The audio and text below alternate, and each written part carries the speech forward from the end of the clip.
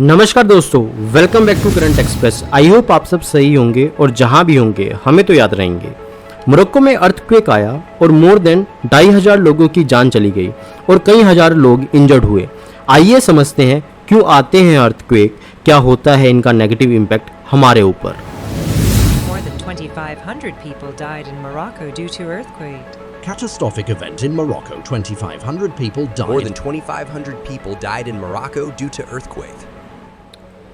Earthquake को समझने के लिए हमें अर्थ के इंटीरियर को समझना पड़ेगा। अर्थ मल्टीपल लेयर से मिलकर बनी है। सबसे आउटर लेयर को क्रस्ट बोलते हैं एंड मिडल लेयर को mantle and innermost layer को कोर बोलते हैं।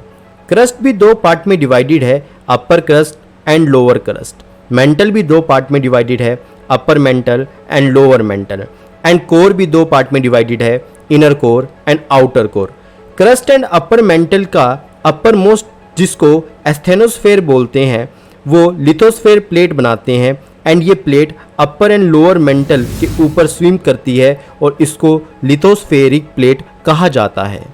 जब लिथोस्फेरिक प्लेट एक दूसरे के अपोजिट डायरेक्शन में मूव करती है, इसको डाइवर्जेंट प्लेट बाउंड्री कहा जाता है।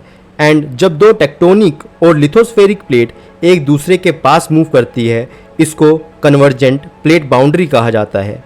जब दो tectonic plate anti parallel move करती है, इसको ट्रांसफॉर्म प्लेट बाउंड्री कहा जाता है। इन लिथोस्फेरिक प्लेट में मूवमेंट होने के रीज़न से ही अर्थक्वेक आते हैं।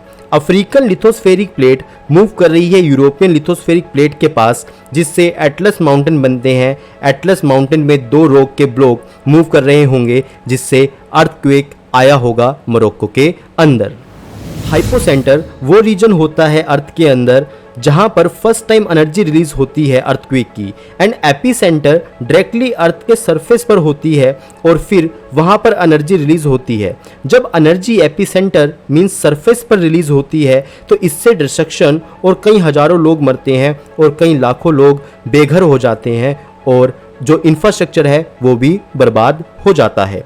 आइए समझते हैं कैसे रोका जाए ऐसे डैमेजेस को। सबसे पहले हम अर्थक्वेक प्रोन एरिया की मैपिंग करनी चाहिए।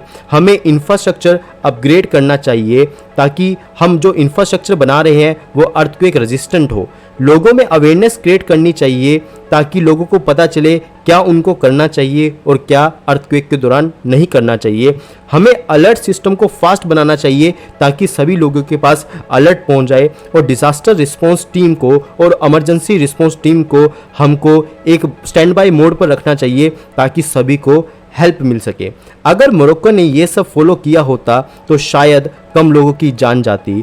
और भारत को इससे ये सीखने को मिलता है कि हमें भी सीरियसली इस चीज़ को लेना चाहिए क्योंकि भारत के maximum area earthquake prone area में आते हैं। आई होप आपको ये वीडियो पसंद आई होगी। एंड अगर आपको ये वीडियो पसंद आई है, आशा करता हूँ आप लाइक करेंगे, शेयर करेंगे, सब्सक्राइब करेंगे। Piyush Thakur signing off. जय हिंद, जय भारत।